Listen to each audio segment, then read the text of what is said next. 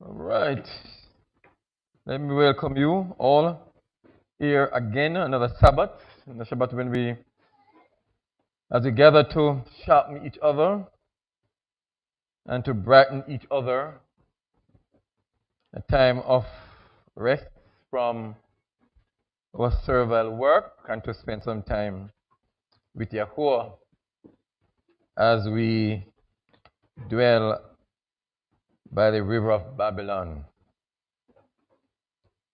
Let me welcome you all and welcome those who are online. We continue our presentation on the union. We looking today at maintaining the union. All right, so we looked at the formation of the union. We looked at the regulations that govern formation of the union. And we now want to look at the maintaining. How do we maintain the union, huh? Because now that it is formed, how do we keep it formed and remain formed?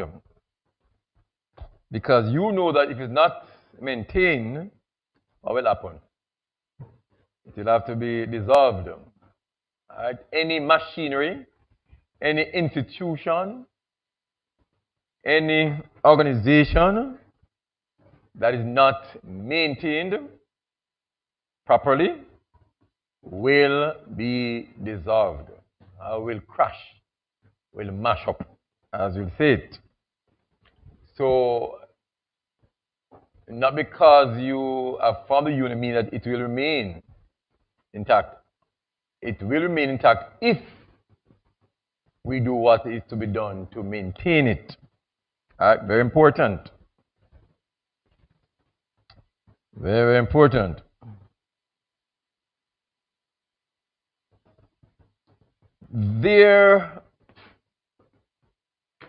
So for maintenance to happen, and we can look at the workplace, look at organizations, look at institutions in the world. You know, for example, a bank, or look at a school, or a wholesale, any organization, a ministry of education or whatever it is, or the army or the police force. That which cause an organization to remain intact is order. There must be what? Order. It is not one order. But there must be a level of order and organization so that everybody knows what they have to do and do what they have to do, right? That's order. You know what you have to do and you do it. So the students in the school do not run the school, does not do the principal's responsibilities. True or false? Right. And the teachers cannot take over the principal. Right? And you have some senior teachers and some junior teacher. So junior teacher report to senior teacher, senior teacher report to the principal. So we have this level of, the hierarchy and order. Someone will say you toe the line, meaning that you follow the set order, the set principle that is put in place so that there is order there. The marriage union is similar to that, to all institutions. Right? It's similar to an organization. There ought to be order. Right? Every institution has a head. True or false? Because if there's no head, what will have? A monster. Well, a dead thing, right? So if you're headless, years ago, at my school, I had a gang named headless gang in the school. You know, mean that, because there's no head, so you just do as you like. Right? So there's no head, you're going to have chaos. Right? So if nobody is in charge, then everybody will be in charge. And when everybody is in charge, you'll have chaos. There's no order. So you have to have a head in all organizations so that we have some level of order and the organization will continue, will prosper. So is marriage. So is a union. There is a head in the union. If there's no head in the union, you're going to have, so everybody will do as they like, and then you have chaos and things mash up. If you have two heads, there's no organization in the world that has two heads. Because you have two or three or four heads, then what will happen? You have a monster. Because only monsters have more than one head. And when you have more than one head, then again you have chaos. Because every head might have their own rule and regulation and want things to work their way. So if this head say, well, let's go left, this head says let's go right, this one going up, this going down, so where do we go? We don't know. That's what we call chaos again. So is marriage. I want us to understand that marriage, like all institution, organization, has order for it to prosper and to become perfect. There has to be order. Who is in charge? Who, to whom do we report? Who does what? When, where, how, and why? That's order. All right. So this assembly, there is somebody who is in charge, who is head, and the other person below, and the buck stops somewhere. Huh? So the buck stops somewhere. So is it with marriage. The buck stops somewhere. And one of the problems we have for marriage is that we accept every organizational structure. If I work as a counselor and I report directly to the principal and I respect the chair and I know that the chair, though a female, I know the chair, the person sitting in the chair is a female, but I am below the chair, so I respect the chair. And when the chair speaks, then I will follow, and I will say what I think, but the buck stop with the principal, right? The principal is the head. I cannot go and tell the principal how to do her job, but I will advise, because I'm constantly, I give advice. She doesn't have to take my advice, and if she doesn't take it, I cannot go and overthrow the principal.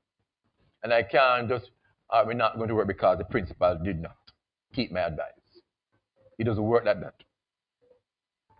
So there's always there's always order, and so it is with marriage. Marriage is not just do as you like something. So the problem in why marriages go sour, why marriages end up in divorce, is because there is chaos in the marriage. There is no order. So anybody who wants to have a good marriage, those who are married already, or those who are planning to get married to make union, you have to understand that for your marriage to continue and to grow from strength to strength like Isaac and Rebekah, you have to have order. And order comes based on your effort. Very important. All right? Very important. So there has to be order. Good.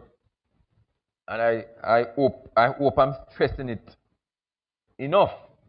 Because you have to understand this other thing here, right?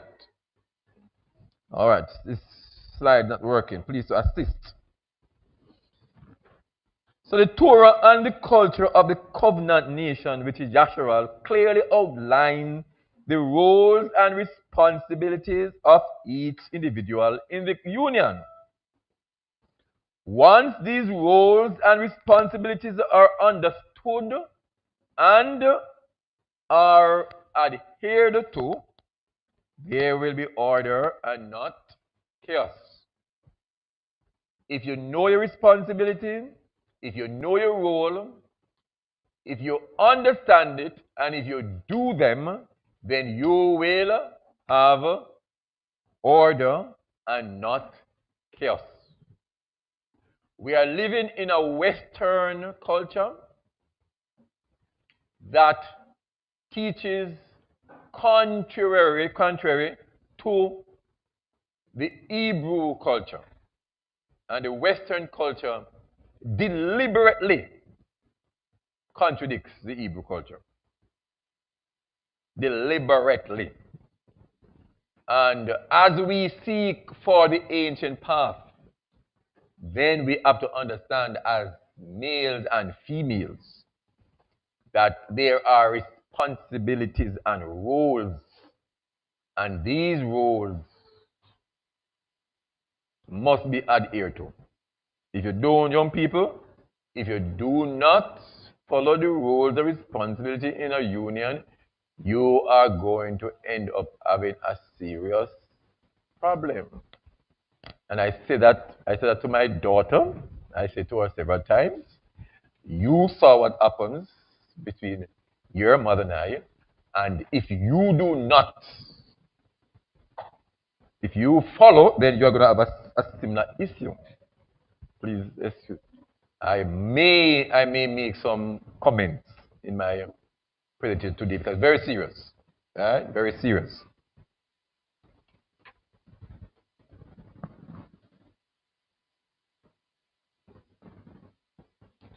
The mango tree cannot bear orange. Right? The heart, the brain does not pump blood. And the brain should not try to pump blood because that is not his responsibility. Right? It's not his role. Marriage is like the body. And the body has parts. And each part, each organ has its own function. And we cannot say, as we said in the New Testament, you cannot say to the hand. The hand can't say, well, I am not the hand because I won't be the hand because I'm at the foot. And the eye can't say, I am not going to work because I'm at the ears. Because the ears or the eyes does not have the type of cells that the ears have. And the ears don't have the type of cells that the eyes have. In order to do the particular function. And all of the organs work together for the benefit of the body. And we see that in New Testament. So each part, each organ, each part of the body come together to work. So the head now has its function. Then the feet have its function, the hand, their function. The stomach is different from the liver. So the kidney role is different from the pancreas. Everybody has their own function. I want you to understand it. Those who are married and those who are planning to get married, I want you to understand it. Young people, children, it's important that you understand this. All right? So, as you look at this, let's start with the curse. Because the curse, back into the Genesis. The Genesis. Look at the curse in Genesis. The curse was placed on The curse was placed on the serpent first, then the woman, then the man. All right. So we see that hierarchical curse being given. So the man's curse. Look at the man's curse, or the woman's curse first. Genesis 3:17, and or Adam. And to Adam he said, because you have hearkened unto the voice of your wife. Because you are, in other words, because you listen to your wife.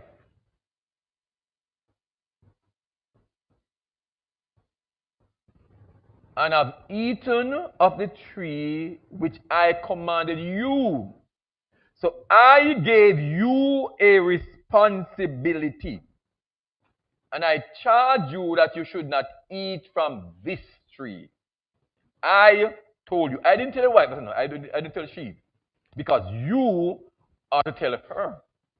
I tell you, you must tell she, and she tell the children how is it. I give you the commandment. And you listen to your wife.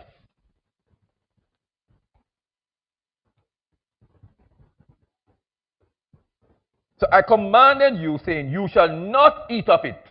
Cursed is the ground for your sake. In sorrow shalt thou eat of it all the day of your life. So that's the curse. Why? She listened. He listened to his wife. Listen to his wife. So who should have listened to? To Yahuwah.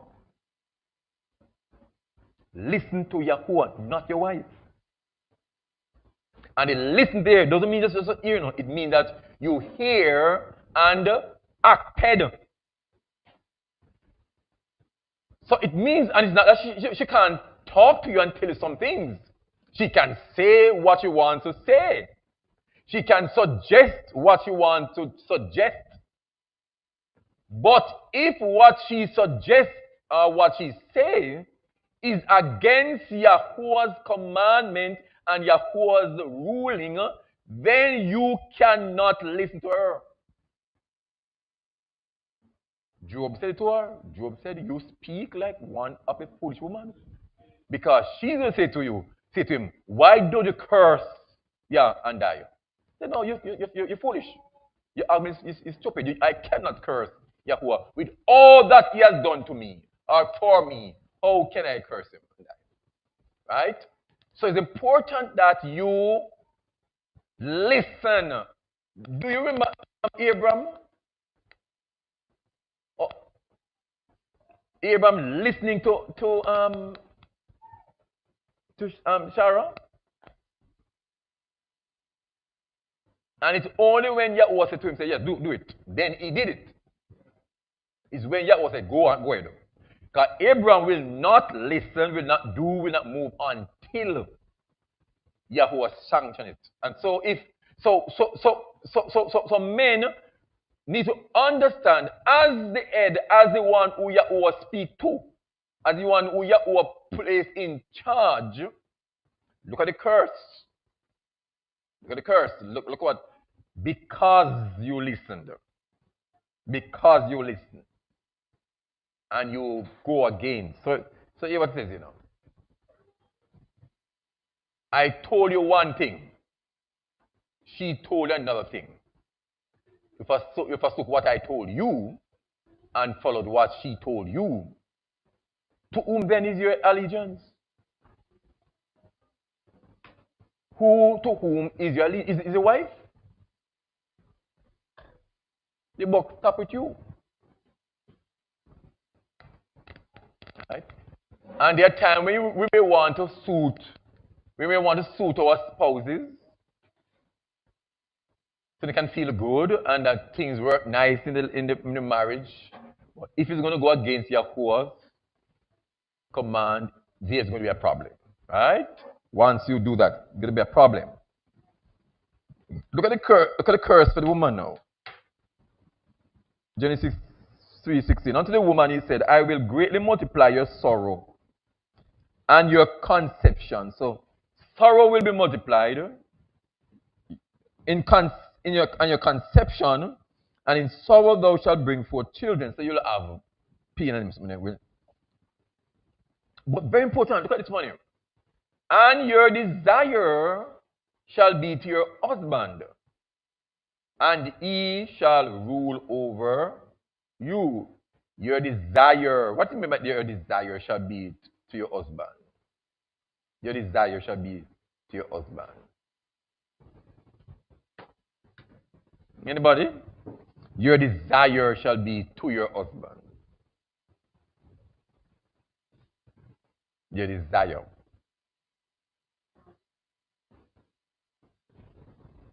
It is not that she's going to love her husband and want her husband. Because to us, this sounds like you're gonna crave for your husband. You're gonna want, because that is natural. A woman needs to crave for her husband, and so the husband crave for his woman too. His woman. So the desire here is not that she's going to want her man. It could be because some lady claim the man, and nobody's gonna get the man, but it's not that. The word desire there has the meaning of control. You are going to want to control your husband. And because of that reason, he is going to rule over you. Alright? Look at the same word used, the same word. Let's look at it.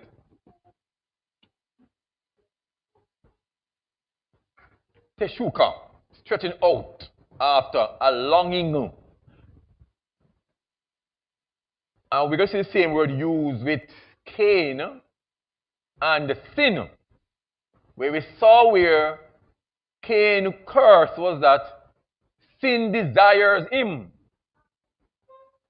But you must rule over sin. Alright? Marshall is rule.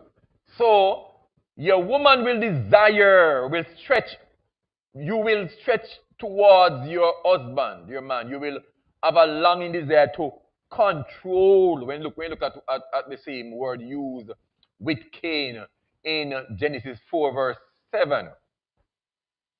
Speaking to Cain, Yahweh said, if you had done well, wouldn't you have been accepted? So the issue with Cain and his offering wasn't accepted, and he upset and all these things. And Yahweh said, but if you did well, then your offering will be accepted. And since you have not done well, sin lies at your door.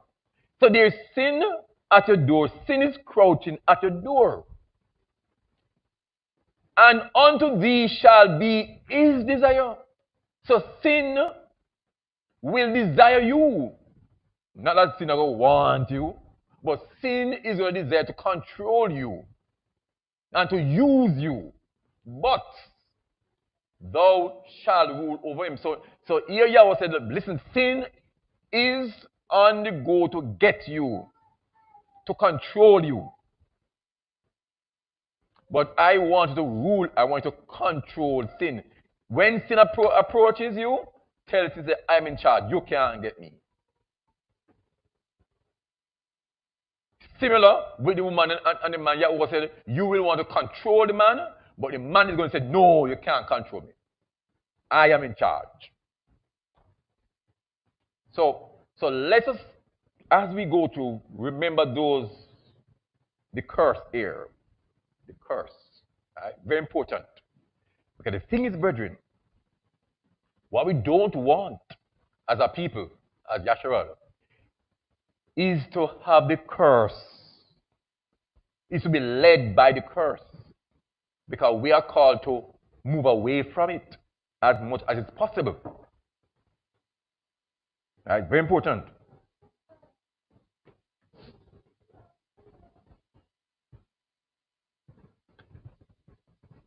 So this is what we see here in the Cain, comparing the Cain story and the Eve story. So sin desires you. sin seemed, and we saw what happened. So even though Cain was told that sin desires to control him, to get him, and also control it, brethren, control it.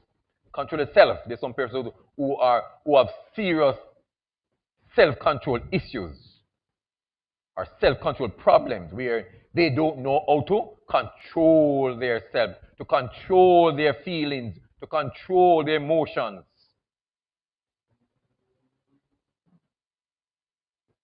So here sin desires to control Cain, and here Eve desires to control her husband.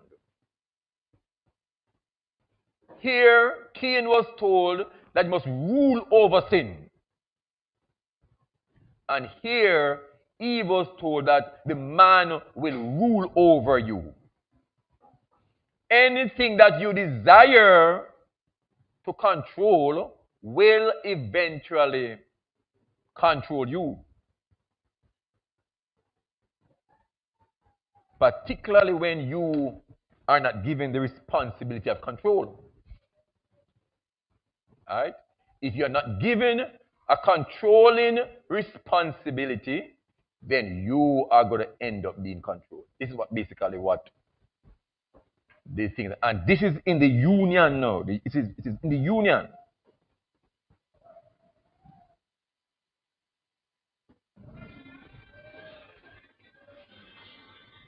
And it's important to understand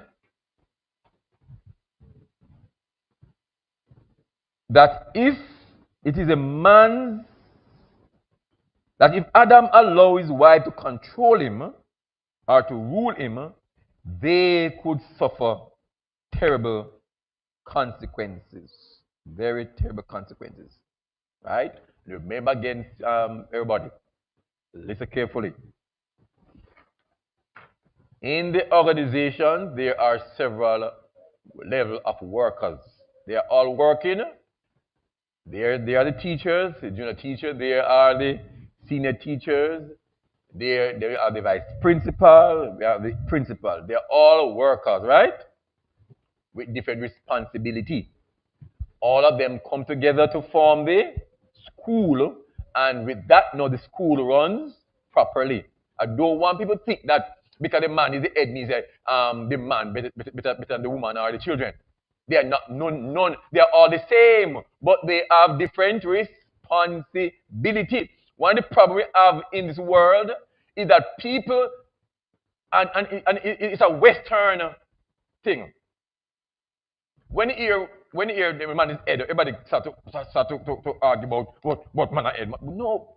So why not argue in the school when principal is the head? Why not argue when the minister of education is the head of the ministry?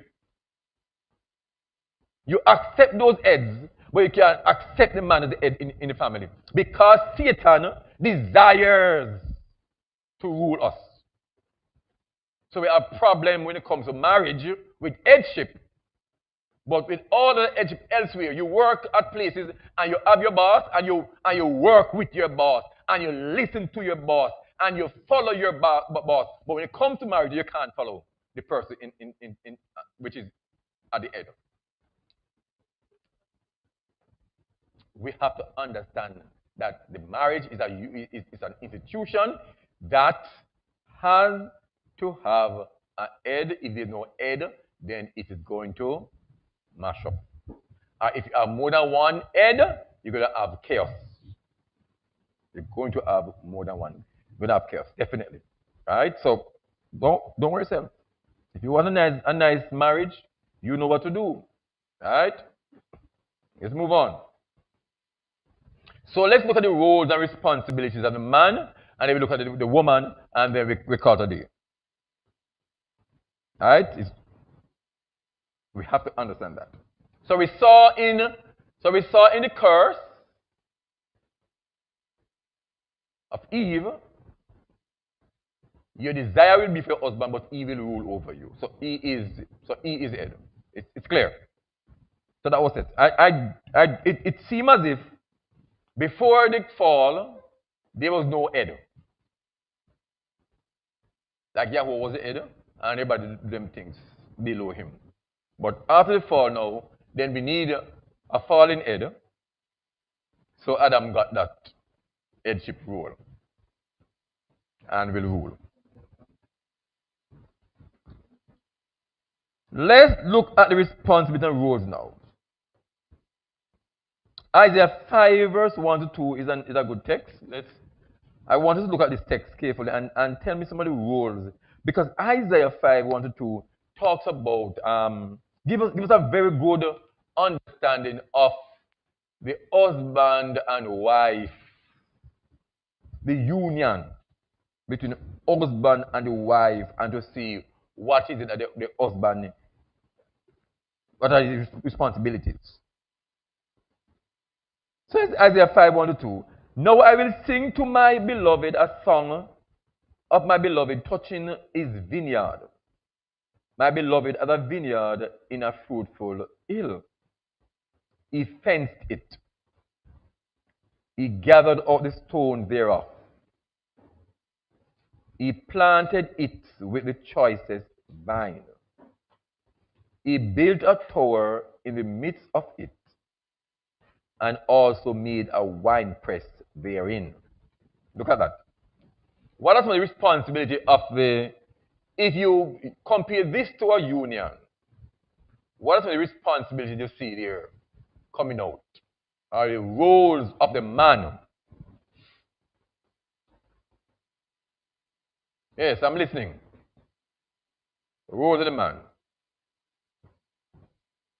He fenced it, gathered out the stones thereof, planted it with the choicest vine, built a tower in the midst thereof, and made a winepress therein. What are the roles of the man you see in this text? Huh? Protection. So the first thing we see, he's a protector. So he put a fence, he fenced it.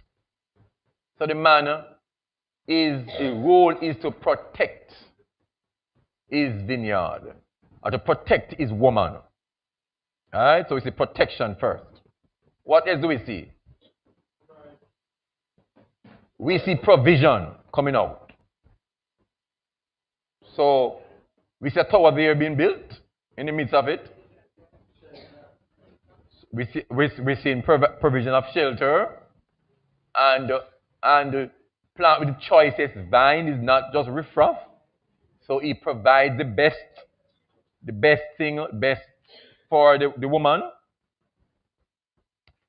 There's a wine press. What's the wine press for? What's the wine press for? What's the purpose of the wine press? To make wine. You can't have a grape and not have a wine press. Answer me? So you have to make sure so you have what it is to make some good things in the union. Alright? So you have to provide. So there is protection and provision.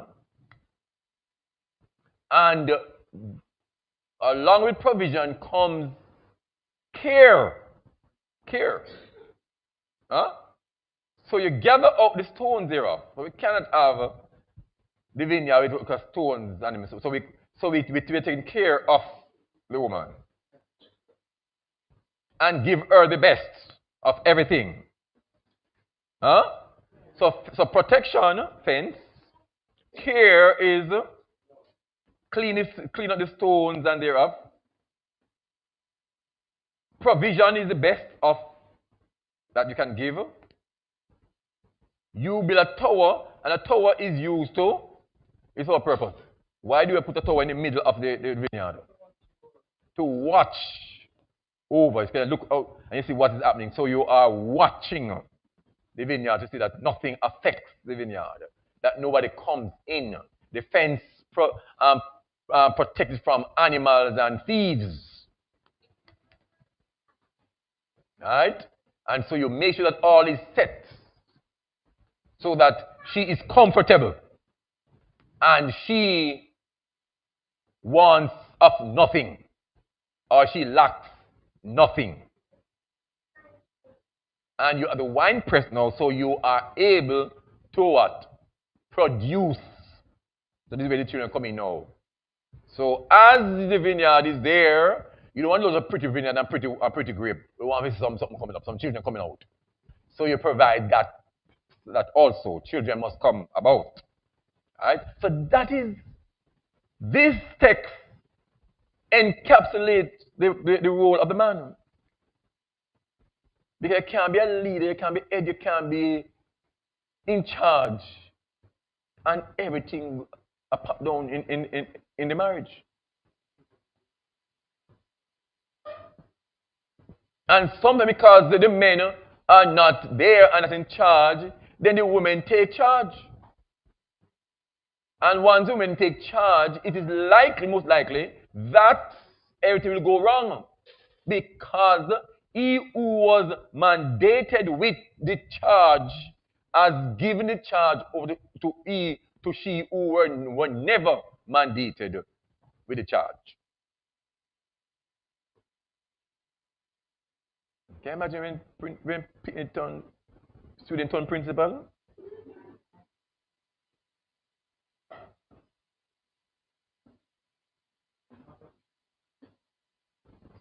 So it's important. The most important union or institution in the world is marriage. Because if marriage doesn't go well, everything mash up. The house, the family mash up, the community mash up, the society mash up, the country mash up, the world mash up.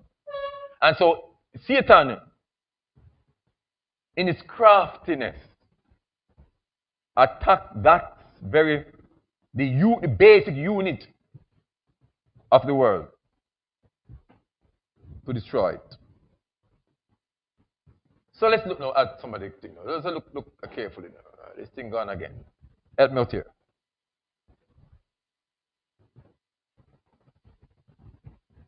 No. So it's a man's responsibility to protect, provide, and care for the woman. And this is what you call love. Huh? So love is not, me feel butterflies or feel something tingling in my stomach. Love is not me call on the phone and spend 2 hours on the phone. That's not love. Right? That's not love. Love is this. So anybody who tell you, and young girls, if they come and tell you, my boy come tell you, in love you, and to show that you love me, let us have sex. That is not love. Sex is not love. Sexual intercourse is sexual intercourse. Love is protecting, providing, and caring. So if a boy comes to you and says love you, you ask him where the protection they will give me. Where the care that they giving me? Where is the provision? If you don't have those 3 things, I don't love that.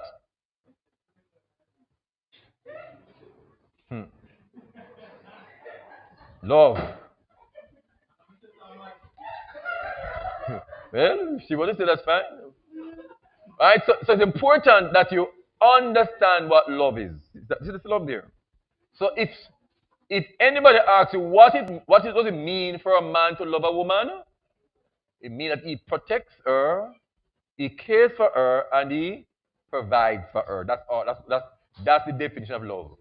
That's when you say I love you, that's what it means. That's what it means. Please. So get that straight. Alright? That is what that's man's responsibility. Alright? Now, Numbers 30, verse 3 to 15 is show one of the man's responsibility. The responsible authority. The buck stops with him. As the principal, the buck stops with her or him in the chair. As with the prime minister, the buck stops with him. As with the ministers of the different ministers of government, the buck stops with him or her at the ministry level. At the supermarket or at wherever the bank, the buck stops with somebody. The person at the top, the person at the head, the person who is the accountable individual. So in Numbers 30, and you can read that when you're at home on your free time. Basically, and this is law, because Numbers is Torah. The Torah outlined to Yisra'el that if a woman, if a wife, a woman, makes a vow, and her husband can nullify the vow. Means him can say, well, dope. That can't work. Then it is nullified, and she will not be charged for that vow. Right? It also says that if the daughter of that man makes a vow, he can nullify it. Now, if after Eve had eaten the fruit, whatever the fruit was, if she had gone to, I know once she ate it, she should have sinned. If she had gone to Adam and said, Adam, I had the fruit, it tastes good, eat it, Adam could have nullified what she did. And her eating the fruit, she would have been forgiven for that.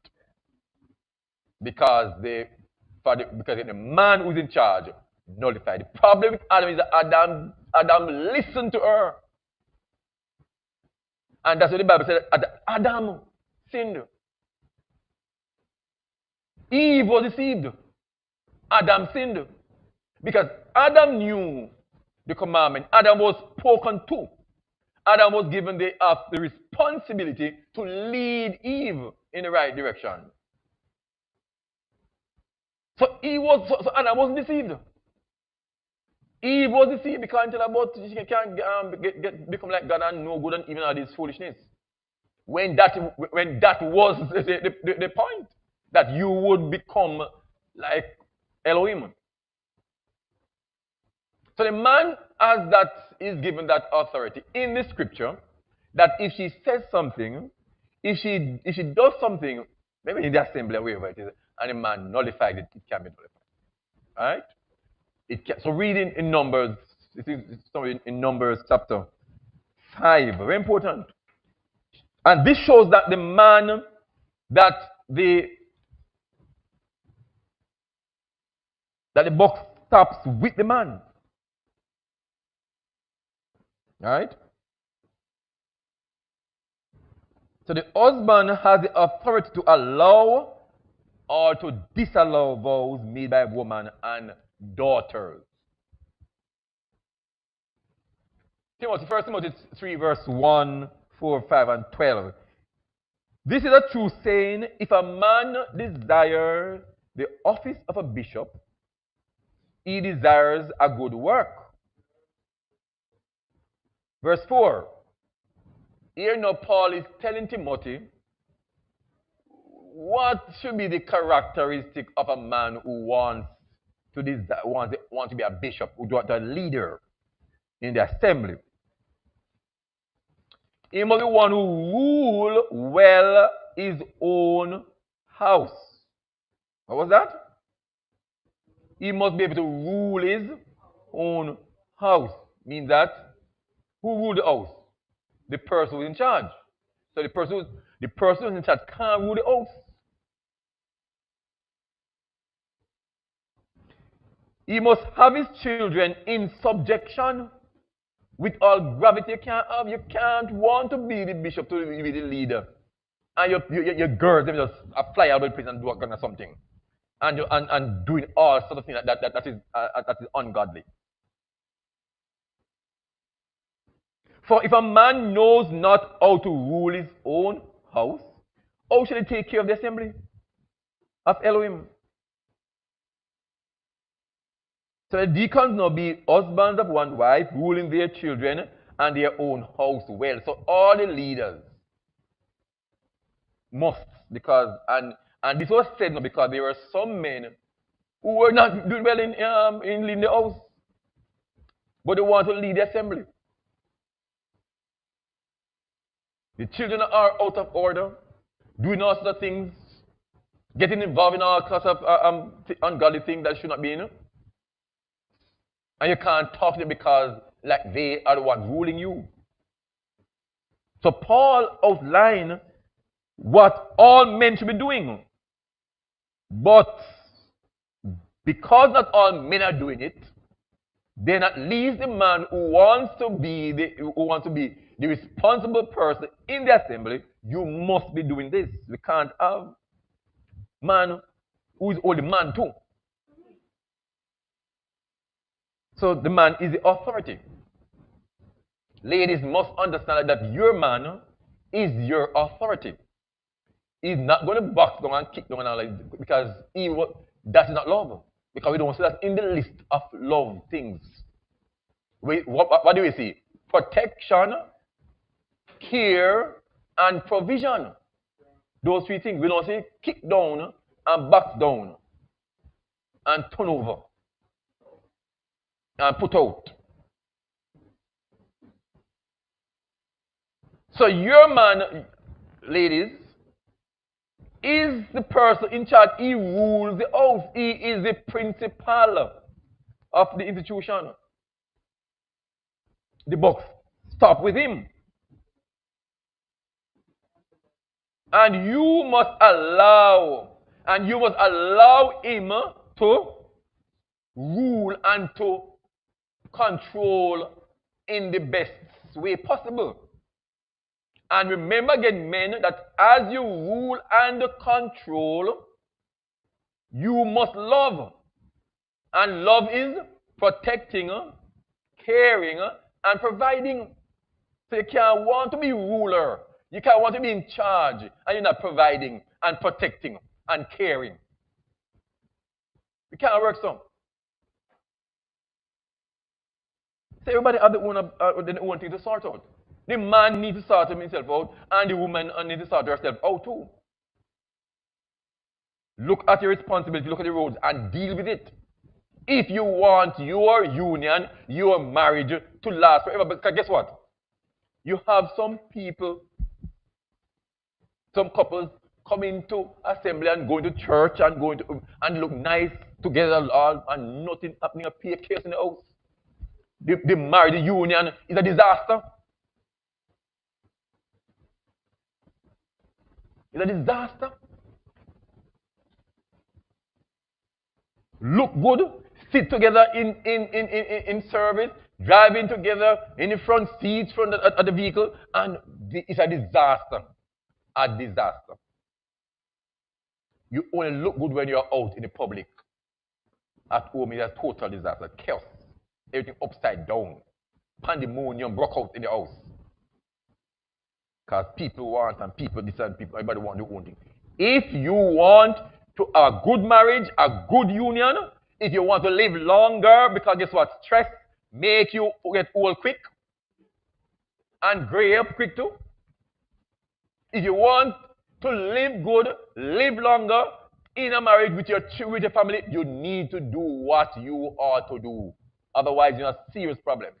I saw it, dear virgin. It doesn't make sense.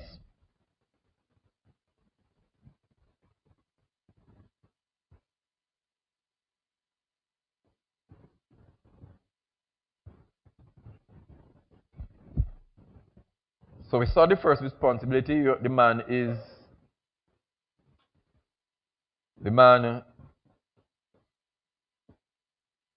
the authority. We see where he rules. Authority, you rule, you take charge, and you make sure that all decisions, listen to me. Some man like both and they say they're in charge and they cannot make a proper decision. I'm in charge. You cannot, your decisions are poor, your decisions are destroy the marriage. You men who are married and you have a union, you must understand that those young people coming up, you must understand that your decisions that you make, every decision that you make, every dollar you spend in your house, It must be in the best interest of the institution, of the marriage, of the union.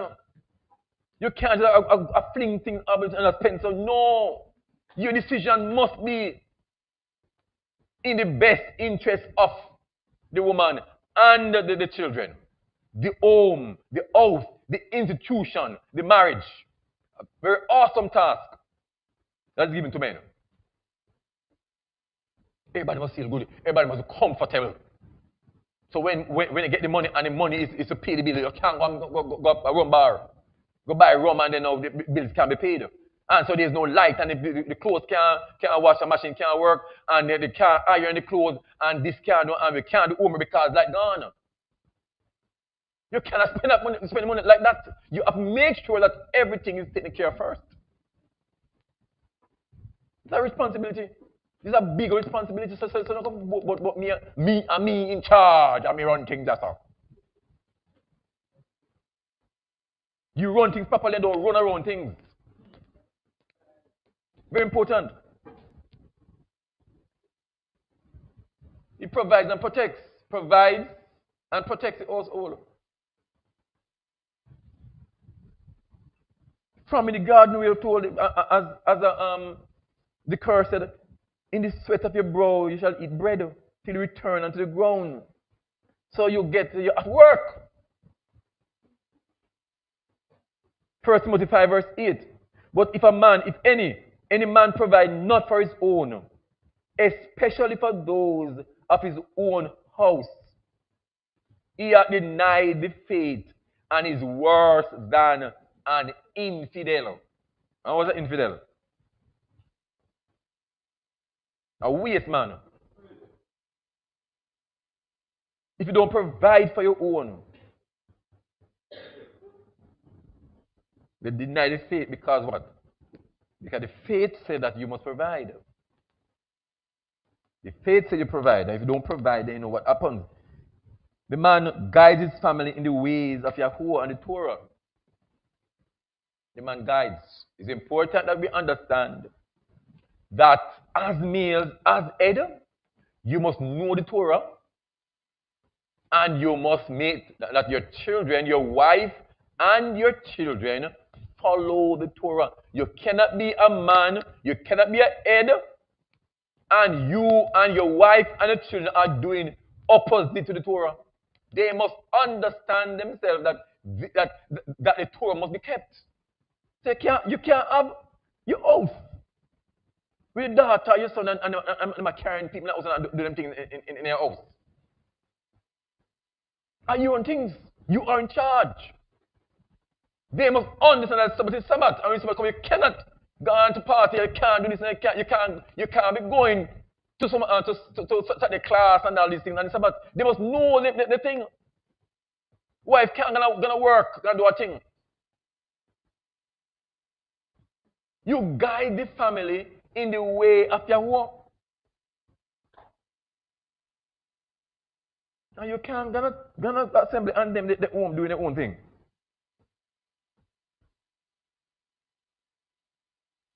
No. Genesis 18 verse 17 to 19 talking about Abraham. Yahuwah boasts about Abraham. Yahuwah wants to boast about men who he has given charge.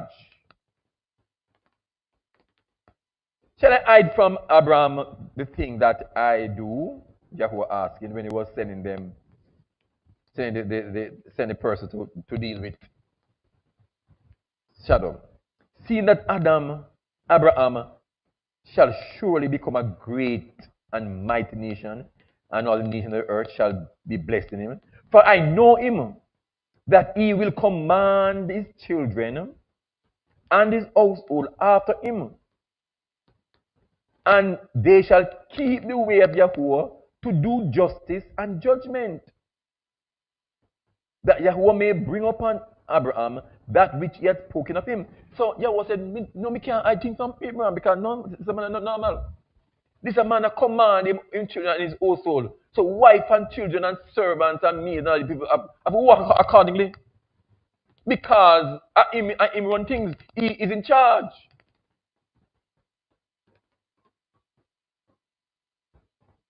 And the only way they stop doing what they have to do is when they leave. But you can't be under my roof, a part of my household, and do as you like. Torah on things, and so you have to do according to Torah. That is man. That's our responsibility.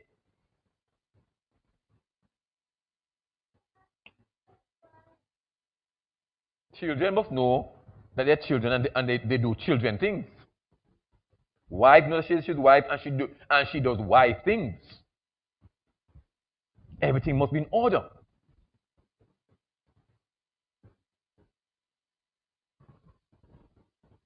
Father look at child and child quiet. You know, need to talk and shout and bawl out and cuss and go on. You look one time and listen.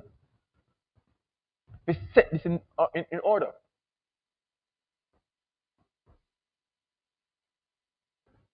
Deuteronomy 6 verse 6. And these words which I command thee this day shall be in thine heart, and thou shalt teach them diligently to thy children, and shalt talk of them when thou sittest in thine house, and when thou walk by the way, and when you lie down, and when you rise up. The man has the responsibility to lead the children, lead his household in Yahuwah, in the commandments. Deuteronomy 11 verse 19 to 21. You shall teach them to your children, speaking of them when you sit in the house, and when you walk by the way, and when you lie down, and when you rise up. And thou shalt write them upon the doorposts of thine house, and upon thy gates, that your days may be multiplied, and the days of your children in the land which Yahuwah sware unto your father to give them, as the days of heaven upon the earth. The man has responsibility. We see in Job chapter 1 verse 4, where Job ordered his children in Yahuwah. And he takes steps to be sure that they are walking in the straight way. And in the event they have done something wrong, in work out the issue.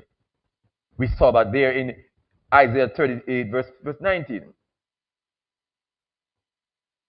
The living, he shall praise thee, as I do this day. The father to the children shall make known thy truth. The father is.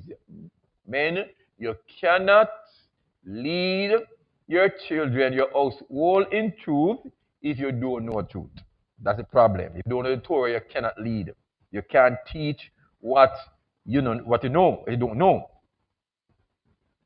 Ephesians 4 verse 6 verse 4. And ye father, provoke not your children to wrath, but bring them up in the nurture and admonition of Yahuwah. You have a responsibility to lead your children. The children must know. And guess what? You have to lead by example. So you cannot back down wife. And the children are safe, you back down wife. Because the boy don't want to back wife too. You understand me? You cannot provide and expect the boys to provide when they become men. You have to understand, you lead by example.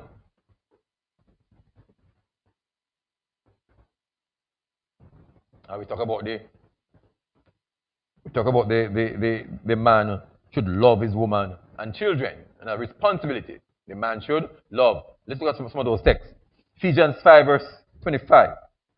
Husbands, love your wives, even as Messiah also loved the assembly and gave himself for it, that he might sanctify her and cleanse it with the washing of the word of water by the word. Verse 28. So ought men to love their wives as their own bodies. Yeah, because the wife came from you. Adam said, this is now bone of my bone and flesh of my flesh. She shall be called woman because you came from me. So you cannot destroy or hurt your own body, because the woman is your body. So just as how Yahusha died for the assembly, and gave his life for the assembly, so ought men to love their wives as their own bodies. He that loves his wife loves himself. For no man hath ever ate his own flesh, but nourishes and cherishes, even as Yahuwah cherishes the assembly. Simple like that. So there we are. So the good man, the good head, the good husband, the good father devotes his life for our good and the children's good. The good man, he will make great sacrifices for her when needed. He will keep a very positive attitude towards her. He will endeavor to keep them unified in all things. And endeavor is a good word because sometimes she may want to go the other way or to do other things. And so it is a man's responsibility to try and try and try and try until you can't try anymore. Because there comes a time when you can't try anymore. All right? There comes a time when you can't try anymore, and then you will now have to do what you have to do. And he expressed the love of Elohim in all its ways. So here is the mammoth task or responsibility of the man. 1 Peter 3 verse 7. Likewise, the husbands, dwell with them according to knowledge, giving honor unto the wife as unto the weaker vessel. The wife here, Peter saying that the wife is a weaker vessel. It is the wife who was deceived. So she's the weaker vessel. This is a wife who is more emotional and will act based on her emotions and not by logic. When men will make decisions based on logics, the women will make it based on emotions. I recall I was walking in late night for a meeting, and the meeting was I must remove so and so from the board. From the church board. I said, excuse me? Yes, you take this person off the board. I said, for what purpose? And no reason were given. I said, I can't do that. If you want the person off the board, you need to vote them off when vote time comes. Logics. If you remove someone from the board, you're going to cause what? Contention in the organization, and there's going to be chaos. You don't move because you don't like the person. As leaders, you don't do things because I don't like him, so I don't work with him. No, it's not emotion run. You have to be logical. You have to assess the situation to see what will happen if I do this. It's important we understand that. So we know based on years of experience. As Peter said, the woman is a weaker vessel, and so you have to deal with her based on that knowledge. So dwell with them according to knowledge, giving honor unto the wife as unto the weaker vessel, not and as being heirs together of the grace of life, that your prayer be not hindered. So we are called to dwell with them according to knowledge. You have to understand your woman, and you have to work with them accordingly. 1 Corinthians 13 verse 7 to talk about love. Charity suffer long, take some time. It's kind. It endeth not. Charity vaunteth not itself. It is not puffed up. It does not behave itself unseemly. Seek not his own or her own. Is not easily provoked. Think no evil. Rejoice not in iniquity, but rejoice in truth. Bear all things, believe all things, hope for things, endure all things. The man needs to be able to endure. And to endure, and to endure, and to endure. But we know that after a while, when endurance is finished, because the truth is that because we are human beings, then a time will come when A man has to make a decision. We know that. Right? But it's good to endure. Let it not be that you didn't try or you didn't endure. Colossians 3:19. Husband, love your wives and be not bitter against them. Love your wives and be not bitter against them. And then we have a responsibility to discipline our children. Look at some of them quickly. Deuteronomy 21, verse 18 to 21. If a man have a stubborn and rebellious son, which will not obey the voice of his father or the voice of his mother, and when they have chastised him, will not hearken unto them, then shall the father and his mother lay hold on him, bring him out to the elder of the city, and to the gate of the place, and they shall say to the elder, this young man is not behaving. I spoke with him, I chastised him, I punished him, and he's still disobedient. And shall allow them to stone him to death. A time will come when you have to make some serious decisions. If those persons who should be walking according to the Torah, under your guidance, refuse to do what they have to do. And you have to come to a point where you say, I am not going to make this boy cause me to go astray. I am going to have to deal with him. Proverbs 13:24. He that spare his rod hates his son, but he that loves him chastens him betimes. Right? There must be some level of chastening and punishment. You have that responsibility. And you know, punch because him say something wrong or whatever, or you don't like him or he's not the favorite one. You have tried. You punished. You chasten. And it continues. You have to do what you have to do. Proverbs 22, verse 15. Foolishness is bound in the heart of a child, but the rod of correction shall drive it far from him. So you have to put on the whip. As the man. You cannot make the boy is acting as if he's in charge. Cannot.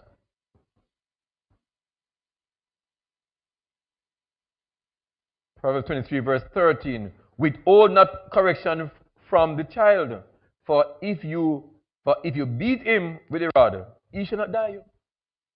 That's the boy not beat the picnic. When he's beaten, kill. No, we don't kill people. We have been told no, we can't beat children in the Western culture. They call it a corporal punishment and all these something nice names.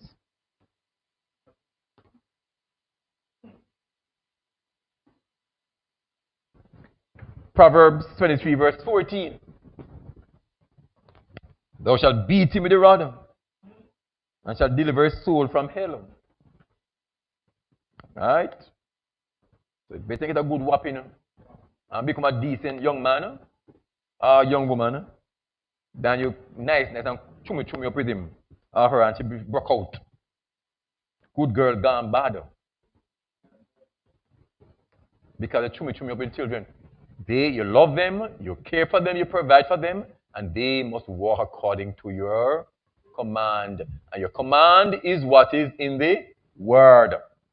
If we have these things happening, we'll have a good institution going on. Otherwise, we have a problem. Let's look at the ladies' responsibilities now before we close. 1 Timothy 4, verse 5, verse 14. I will therefore that young women marry. So Paul said, I'm instructing that the young women form union. That they marry, they bear children, they guide the house, and they give no occasion to the adversary to speak reproach. No make the neighbor of it talk bad about you. Paul said. You can't be up and down the place, throwing yourself all over the place. Get married, bear children, guide the children out, Man gone to work, you're at home, you guide the house. And a neighbor have anything bad to say about you because you are good of wife. And you know how to take care of house. You know how to deal with the man. How to set the man up nicely. Titus 2 verse 3 to 5. The aged woman likewise that they be in behavior as becometh holiness, not further accuser, not given too much wine, teachers of good things, that they may teach the young women to be sober, to love their husbands, and to love their children, to be discreet, to be chaste, keepers at home, good, obedient to their own husbands, that the word of Elohim may not be blasphemed.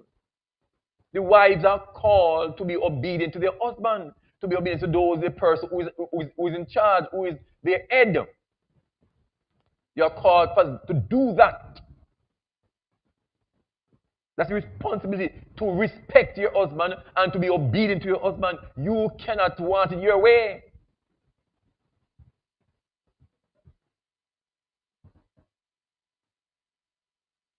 You must put, and we have good husband, we take care of you. You put everything in their hand because they're in charge. And they know what to do, and they know how to take care of the vineyard. To fence it around and to take out the stones. They know that. They know what to do, and may you make sure that you can do it. Because it will be sad to have a woman and you cannot fence the vineyard, and you cannot protect, and you cannot care and provide.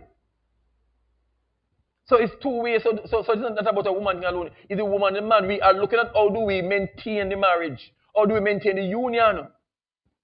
What both male and female need to do in order to keep the marriage going. 1 Timothy 2 verse 11 to 14. Let the woman learn in silence with all subjection. I suffer not a woman to teach, nor to usurp authority over the man. Why? Because the man is in charge. You cannot. For Adam was formed first, then Eve after. And Adam was not deceived. But the woman being deceived was in transgression. No, Eve should have gone to Adam when serpent came by. If serpent knock at the door, you say, I soon come. And you go say, Adam, somebody at the door knock. Make Adam go meet serpent. Because Adam would know to deal with serpent. Don't take up argument with serpent because you don't know.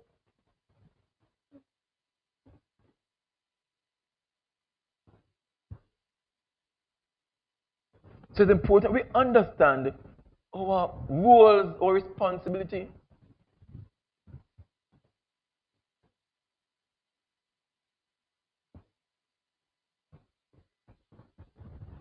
For the man is not, in 1 Corinthians 11, verse 8, 9, and 11, Paul said to the Corinthians, for the man is not of the woman, but the woman is of the man. The woman came from the man. Neither was the man created for the woman, but the woman for the man. Nevertheless, neither the man without the woman, neither the woman without the man in Yahuwah. So here we are told, listen, both the man and the woman are the same in Yahuwah's sight. But the reality is that the man was not made for the woman, but the woman was made for him. And the woman came from the man and the man from the woman.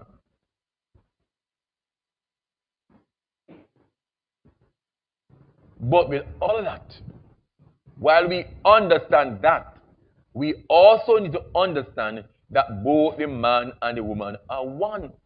And when they come together, and when each perform their own roles and responsibility, then you have a perfect union.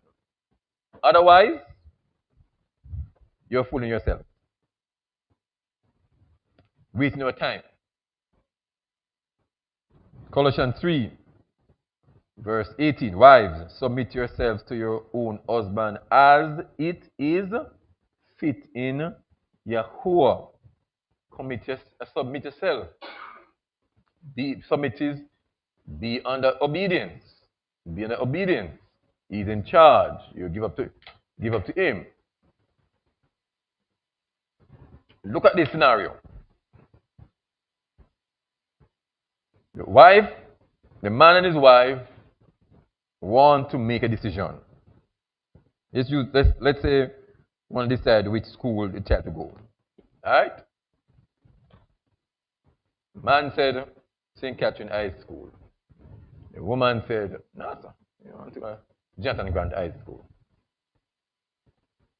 What do we have here now? We have a conflict, right? We have a conflict because both persons want different places. How do we solve this problem?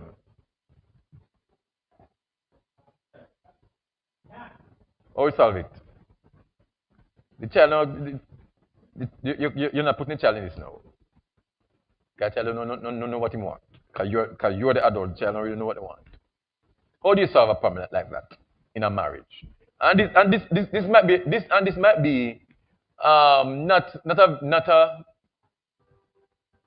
one of those difficult decisions to make, right?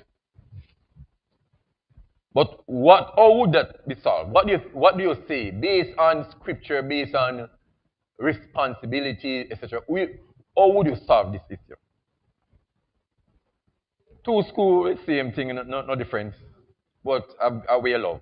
So the lady loved Jonathan Grant because she went there, so it's like Jonathan Grant. The man loves St. Catherine. But how can it be solved? Huh? Talk to me now. Talk to me.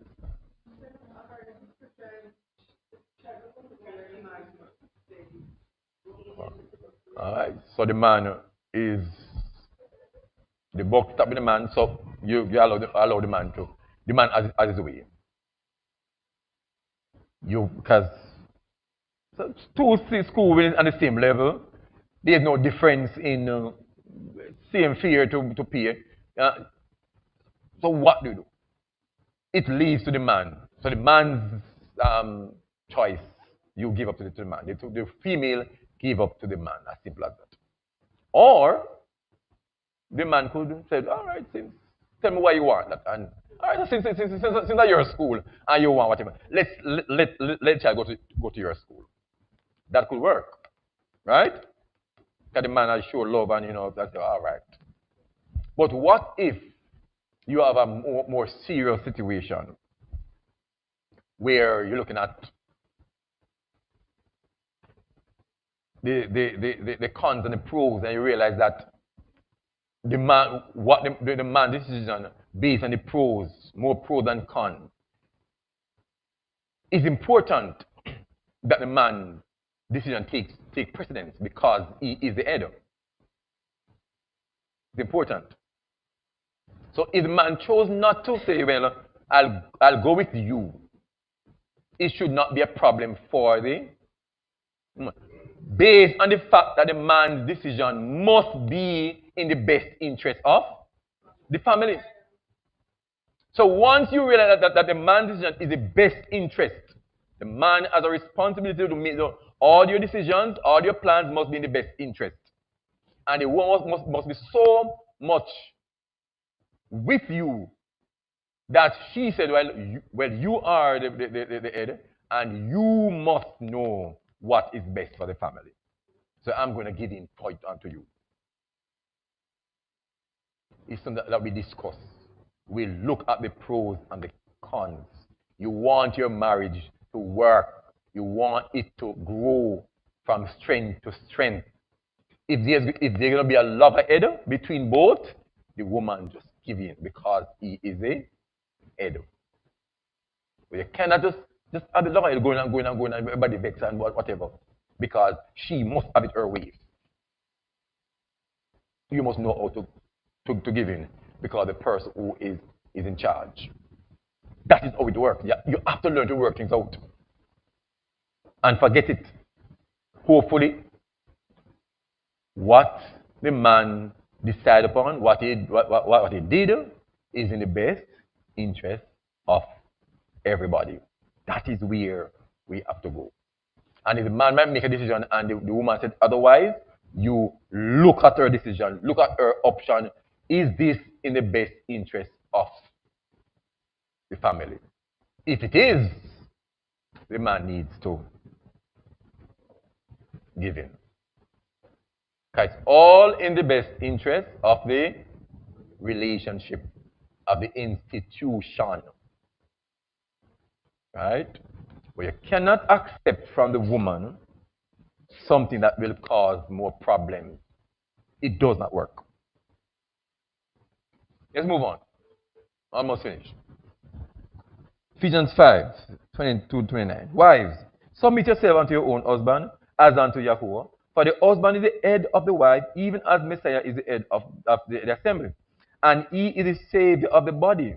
Therefore, as the church is subject unto Messiah, so let the wives be to their own husbands in everything. Right? Very important.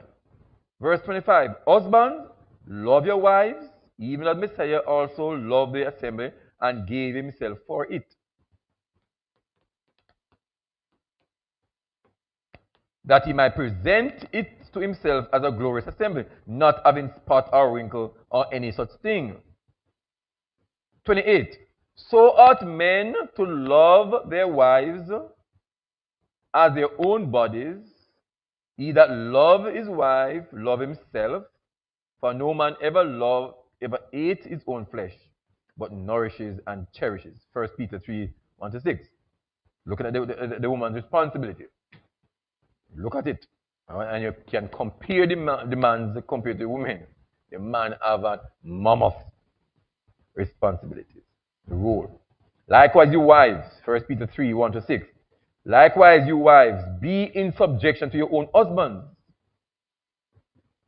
that if any obey not the word, they also may without the word be won by the conversation of the wives. So here Paul was saying, there were wives, there were unions that were between believing wives and non-believing husbands. And here Paul was saying to the believing wife that you must be subject to your husband.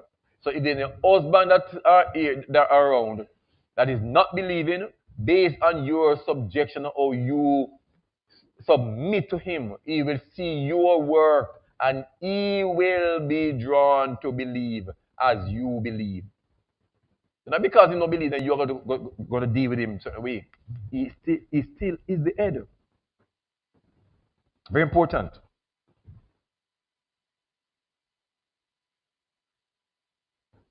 And Peter went to talk about Sarah and Abraham. He said, for after this manner, in the old time, the holy women also who trusted in Elohim adorned themselves, being in subjection unto their own husbands, even as Sarah obeyed Abraham, calling him master,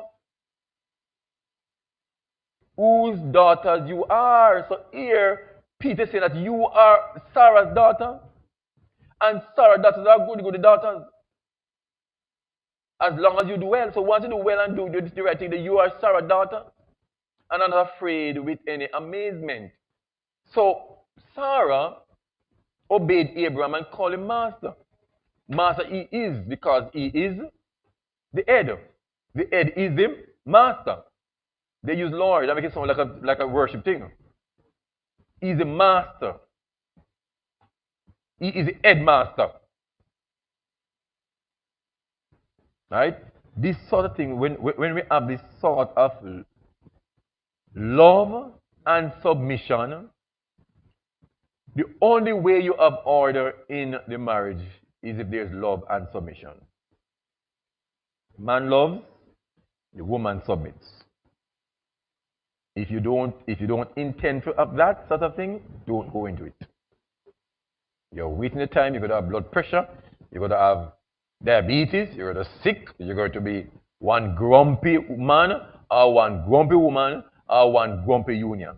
All grump, all grumpiness. I'm going to look at some cases of, just quickly, a few cases of submission, and then we close.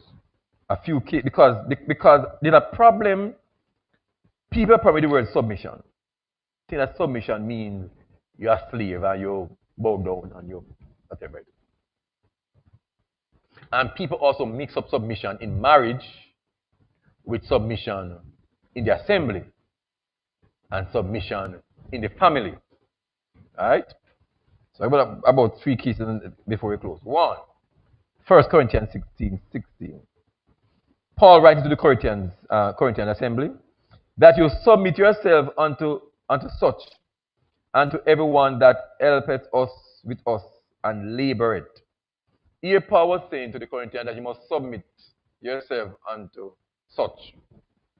You must submit unto such. Submit unto everyone that help us. Alright? Submission goes upward. So we don't have the principal submitting to the student. It doesn't work that way. Or to the teacher. Alright?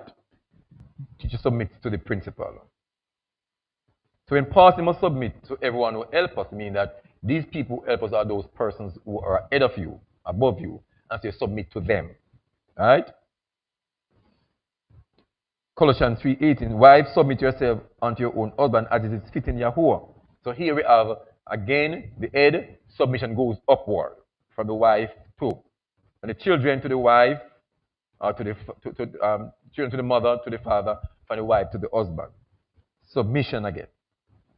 Colossians 3:20, children, obey your parents in all things. Again, so children are asked to submit to the parents. The parents don't submit to the children. The children submit to the parents. So these are different cases of submission, showing the level of authority. And that submission goes from below to above. Hebrews 13:17. Obey them that have the ruler over you, the rule over you. Submit yourselves, for they watch over your souls, as they must give account that they may do it with joy. So submit to those who are the rule over you. Once somebody has a rule over you, you must submit to them, because what? They have the responsibility to protect you and to provide for you and to care for you. And so when you submit, the person or persons will feel it quite fine and well to offer that protection, that care, and that provision. James 4:7. Submit yourselves therefore to Elohim again. Again, there's Elohim above and we are below. So all of us are to submit to Elohim. Again, submission goes upward. 1 Peter 2:13-15. Submit yourselves to every ordinance of man for Yahuwah's sake, whether be king as supreme. So submit to the prime minister. Once you're not telling if you do anything wrong, submit to your manager, your boss. Submit to them. Once they are working according to Yahuwah's thing, or unto governors, or as unto them that are sent by him for the punishment of evildoer. For so is the will of Elohim, that with well-doing you may put to silence the ignorance of foolish men. 1 Peter 5:5. Likewise, you younger, submit yourself to the older. So the children in the assembly submit to those who are older than you, because they are older than you. Yea, all of you be subject one to another, and be clothed with humility. So this text now is a text that many persons go, kind of misinterpret. We say here, likewise you, no, not that one. First Peter, 5. All of you should submit to each other. Be subject one to another. Right. So this text, to be subjected one to another. And they feel that this means that both the man must submit to the woman in the marriage, and the woman submit to the man in the marriage. Submission in itself, in and of itself, mean it goes from below upward. And within the assembly, we can have different level of submission. So the children must submit to all of the adults in the assembly. Right? The women submit to the men in the assembly. The wives must submit to their husband in the assembly. The lower leaders submit to the upper leaders in the assembly. You see that? So a submission going on, but it is based on the hierarchy. Who is above? Who is in charge? At the school level, the children submit to the teachers.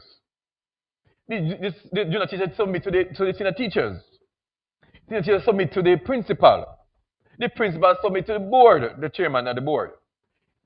Submission. So we are called to submit one to another based on the level of hierarchy and the level of leadership.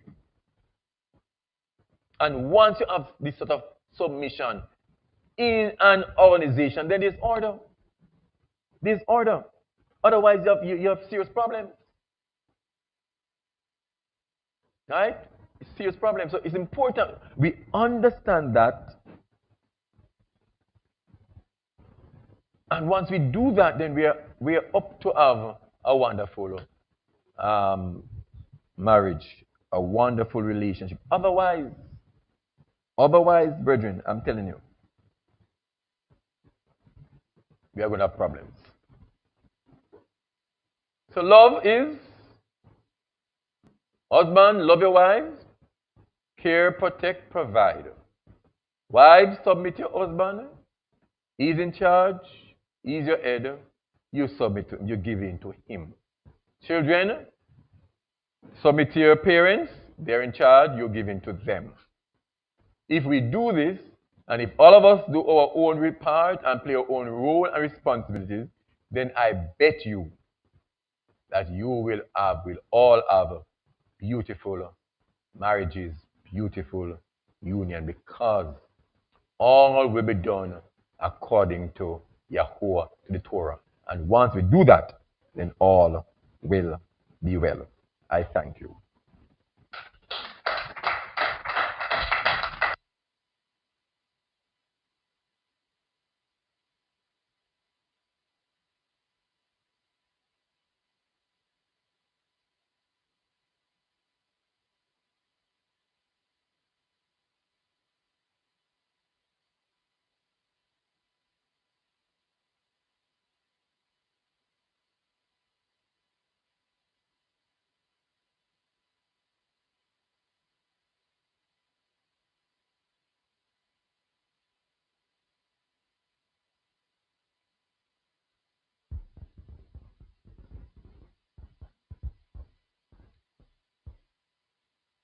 Great, loving, caring Yahweh. Father, we thank you for this afternoon, this day, and for what we have been receiving. Father, we thank you for the eye-opening and clear message that you have given to your servant to deliver to your children. We should have learned a lot more. We have heard this line before, but it is now reopened and to allow us to understand it even clearer than we had in this first. Father, we thank you for your way of doing things.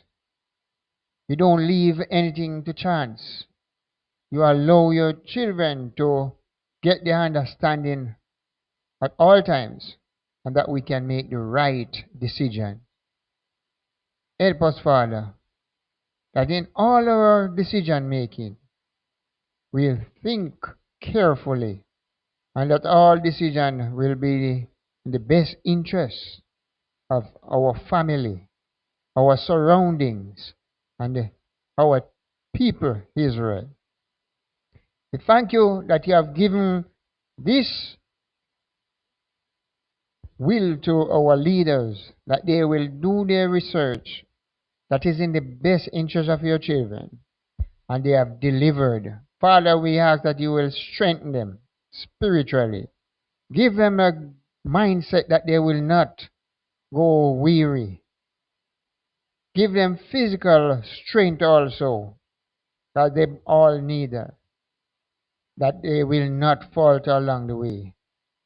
Father, help them to continue doing your work, delivering your words in the way that we will understand. And let us not just hear and understand, Father, but prick our hearts and mind that we will apply in our lives, that will assist us in growing both physically and spiritually. Bless the rest of the day, Father. Guide and protect us through the coming weeks, that we will arrive in your presence on another Sabbath.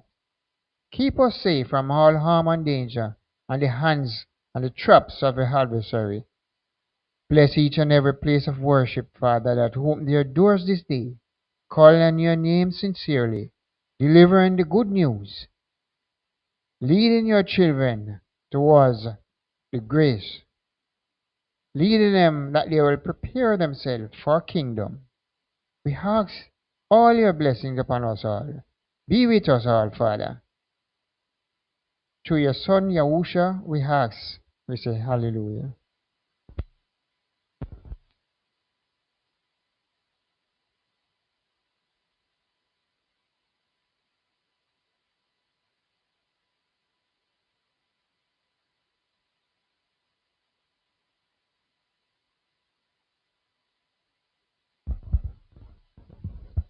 Thanks again to Rash for his research and presentation. It can't be overemphasized, it can't be stressed enough how significant a lesson this series is. As the family, the society is a collection of families, and whatever degradation, whatever decay we are experiencing in our society is as a result of degraded and decaying families. So if we are to fix our society, it's not a crime plan that is going to fix society, not a zozo, not a state of emergency, not a poverty plan, not education. You first have to fix the family, and that begins with the relationship between a man and his wife. So round of applause again to our leader for his presentation. And I trust that we are all learning and have every intention to apply into our lives, so that at the very least this assembly can be the light as to what a model family should be. Stand everyone as we dismiss.